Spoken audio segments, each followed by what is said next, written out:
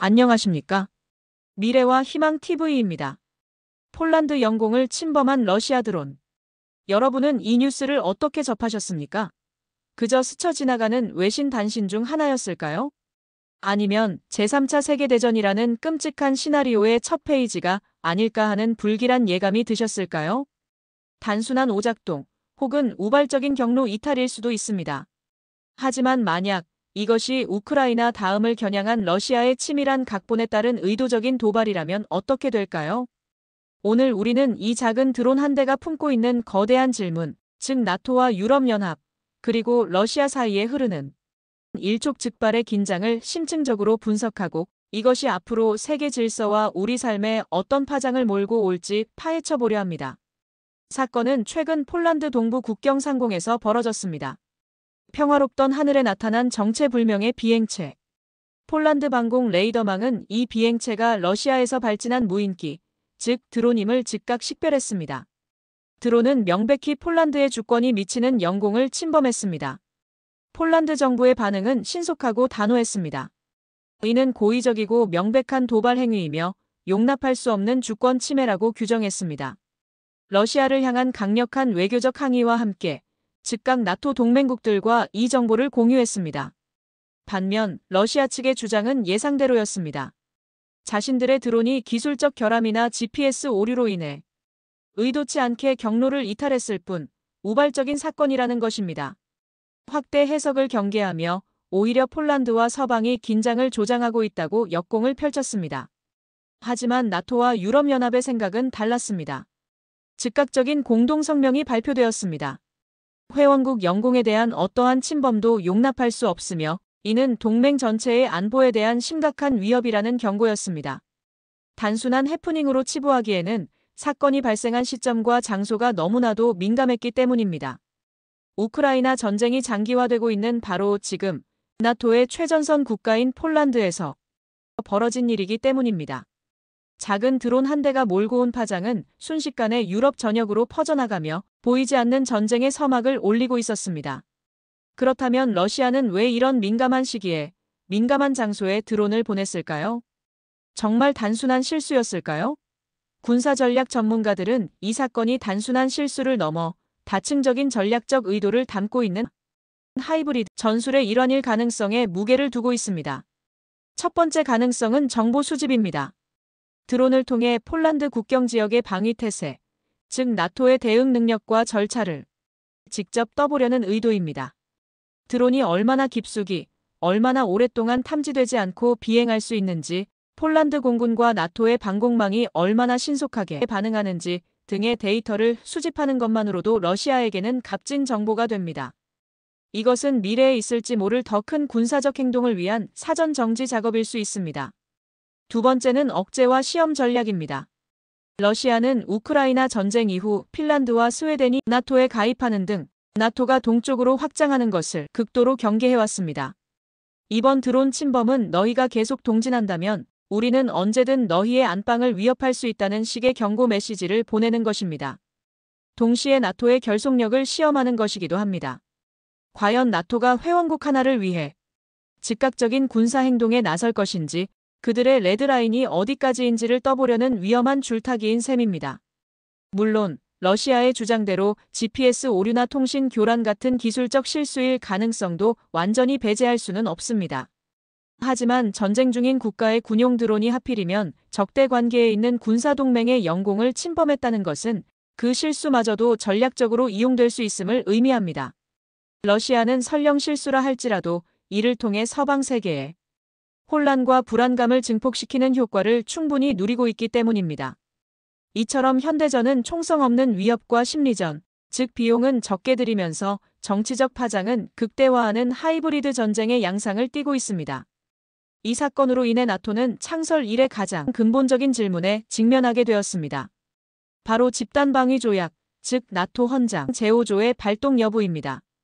한 회원국에 대한 공격은 전체에 대한 공격으로 간주한다. 냉전시대 소련의 팽창을 막기 위해 만들어진 이 조항은 나토의 존재 이유 그 자체입니다. 하지만 러시아의 드론 침범이 과연 이 5조를 발동시킬 만한 무력, 공격에 해당하는지에 대해서는 동맹국 내에서도 의견이 갈립니다. 이것이 바로 나토와 유럽이 처한 딜레마의 핵심입니다. 폴란드를 비롯해 러시아와 국경을 맞대고 있는 발트 3국, 즉 리투아니아, 라트비아, 에스토니아 같은 국가들은 이번 사건을 좌시해서는 안 된다고 목소리를 높입니다. 이들에게 러시아의 위협은 단순한 외교적 수사가 아니라 생존이 걸린 현실이기 때문입니다. 이들은 역사적으로 러시아의 침략과 지배를 경험했기에 작은 도발이라도 초기에 강력하게 응징하지 않으면 더 큰 화를 부를 것이라고 주장합니다. 이들에게 드론 침범은 이미 레드라인을 넘은 명백한 공격 행위입니다. 반면 서유럽의 중심축인 독일과 프랑스 등은 신중한 입장을 보입니다. 이들은 러시아와의 전면적인 군사 충돌로 확전되는 것을 극도로 우려합니다. 자칫 잘못된 대응이 제3차 세계대전으로 비화될 수 있다는 공포가 깔려있는 것입니다. 따라서 군사적 대응보다는 외교적 해법과 경제 제재 강화를 통해 러시아를 압박해야 한다고 주장합니다.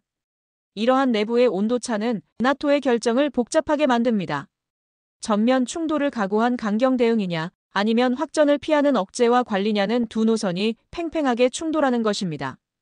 국제법적으로도 상황은 간단치 않습니다.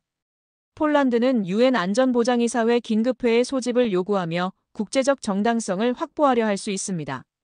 하지만 안보리 상임이사국인 러시아가 거부권을 행사하면 실질적인 제재안을 도출하기는 거의 불가능합니다. 결국 나토는 스스로의 결단에 모든 것을 걸어야 하는 시험대에 오른 셈입니다. 이번 드론 사건은 나토의 단결력을 시험하는 동시에 그 내부에 잠재된 균열을 드러내는 계기가 되고 있습니다. 이번 러시아 드론의 폴란드 영공 침범 사건은 우리에게 역사의 한 페이지를 떠올리게 합니다. 바로 냉전 시대, 미소 양국이 핵전쟁의 문턱까지 갔던 수많은 아슬아슬한 순간들입니다. 1960년 5월 1일 미 중앙정보국 CIA 소속의 고고도 정찰기 유투기가 소련, 영공 깊숙한 곳에서 격추당한 사건이 있었습니다. 미국은 처음에는 기상 관측 비행기의 실종이라고 주장했지만 소련이 생포한 조종사와 비행기 잔해를 공개하면서 거짓임이 드러났습니다. 이 사건으로 미소 관계는 급격히 얼어붙었고 예정되어 있던 파리 평화회담은 결렬되었습니다. 작은 비행기 한 대가 강대국 간의 신뢰를 무너뜨리고 세계를 전쟁의 위기로 몰아넣을 수 있음을 보여준 상징적인 사건이었습니다. 우리에게 더 아픈 기억도 있습니다. 1983년 9월 1일 뉴욕을 출발해 서울로 오던 대한항공 007편 여객기가 항법장치 이상으로 소련 영공을 침범했다가 소련 전투기의 미사일 공격을 받고 격추된 사건입니다. 탑승객과 승무원 269명 전원이 사망한 이 비극은 전 세계에 큰 충격을 주었습니다. 소련은 민항기임을 알지 못했다고 주장했지만 이 사건으로 인해 냉전의 골은 더욱 깊어졌습니다. 이러한 과거의 사건들은 우리에게 중요한 교훈을 줍니다. 영공 침범이라는 사건은 그 자체의 군사적 위협보다 오해와 불신, 그리고 과잉 대응을 불러일으켜 걷잡을 수 없는 파국으로 치달을 수 있다는 것입니다. 단순한 실수나 기술적 결함이 상대방에게는 의도적인 도발로 해석될 수 있고 한번 시작된 보복의 악순환은 누구도 원치 않는 전쟁으로 이어질 수 있습니다. 냉전 시대의 유령이 21세기 유럽의 하늘을 배회하고 있는 지금 우리는 과거의 교훈을 되새기며 그 어느 때보다 신중하고 지혜로운 대응이 필요함을 절감하게 됩니다. 이제 우리는 가장 중요한 질문 앞에 섰습니다. 이 사건은 앞으로 어떻게 전개될 것이며 우리 세계에 어떤 영향을 미칠까요? 몇 가지 미래 시나리오를 예측해 볼 수 있습니다. 첫 번째, 가장 긍정적인 시나리오는 외교적 봉합입니다. 러시아가 유감을 표명하는 형태로 한 발 물러서고 나토는 추가 도발 시 강력한 대응을 경고하는 선에서 사태를 마무리하는 것입니다. 이는 단기적인 안정을 가져올 수 있지만 근본적인 갈등의 불씨는 그대로 남게 됩니다. 두 번째 시나리오는 제재 강화와 장기 대치입니다. EU와 미국을 중심으로 나토가 러시아에 대한 금융, 에너지 분야의 제재를 대폭 확대하는 것입니다. 러시아는 이에 강력히 반발하며 맞대응에 나설 것이고 우크라이나 전쟁과 더불어 나토 국경 지역의 군사적 긴장이 고착화되는 신냉전 구도가 더욱 심화될 것입니다. 세 번째는 우리가 가장 우려하는 군사적 충돌 시나리오입니다. 만약 폴란드나 나토가 다음 영공 침범 시 경고 없이 드론을 격추하고 러시아가 이에 대한 보복으로 폴란드 국경 지역의 시설을 공격한다면 상황은 걷잡을 수 없이 악화됩니다. 이는 나토 헌장 5조의 발동으로 이어져 러시아와 나토의 직접적인 군사 충돌, 즉 제3차 세계대전의 시작을 의미할 수도 있습니다. 그렇다면 이 유럽의 위기는 과연 우리와 상관없는 이야기일까요? 절대 그렇지 않습니다. 폴란드와 발트 3국은 유럽의 중요한 곡물 창고이자 에너지 수송로입니다. 이 지역의 긴장 고조는 즉각적으로 국제 원자재 시장을 뒤흔들 것입니다. 유럽의 천연가스 가격이 다시 급등하며 에너지 위기가 재점화될 수 있고 지정학적 리스크가 커지면서 국제금융시장은 극도로 불안정해질 것입니다. 안전자산인 달러와 금 가격은 치솟고 한국이나 일본과 같은 에너지 수입국과 수출 중심의 신흥국 경제는 큰 타격을 입게 될 것입니다. 폴란드 상공을 가로지른 작은 드론 한 대. 이 사건은 우리에게 지금 우리가 살고 있는 이 시대가 얼마나 서로 연결되어 있고 또 얼마나 불안정한 토대 위에 서 있는지를 명확하게 보여줍니다. 이것은 단순한 국경 분쟁이 아니라 자유민주주의와 시장경제라는 가치를 기반으로 한 전후 세계 질서 전체에 대한 중대한 도전입니다. 앞으로 몇 달간 나토가 어떤 단결력을 보여주는지, 러시아가 어떤 전략적 선택을 하는지, 그리고 국제사회가 어떻게 대응하는지에 따라 유럽과 세계 안보의 향방이 결정될 것입니다. 여러분은 이번 사건이 단순한 도발이라고 보시나요? 아니면 제3차 세계대전의 전조라고 생각하시나요? 여러분의 깊이 있는 의견을 댓글로 남겨주시기 바랍니다. 인류의 지혜가 또 한 번의 거대한 비극을 막아낼 수 있기를 바라며 더 깊이 있는 국제정세 이야기로 다시 찾아뵙겠습니다. 구독과 좋아요는 저희에게 큰 힘이 됩니다. 감사합니다.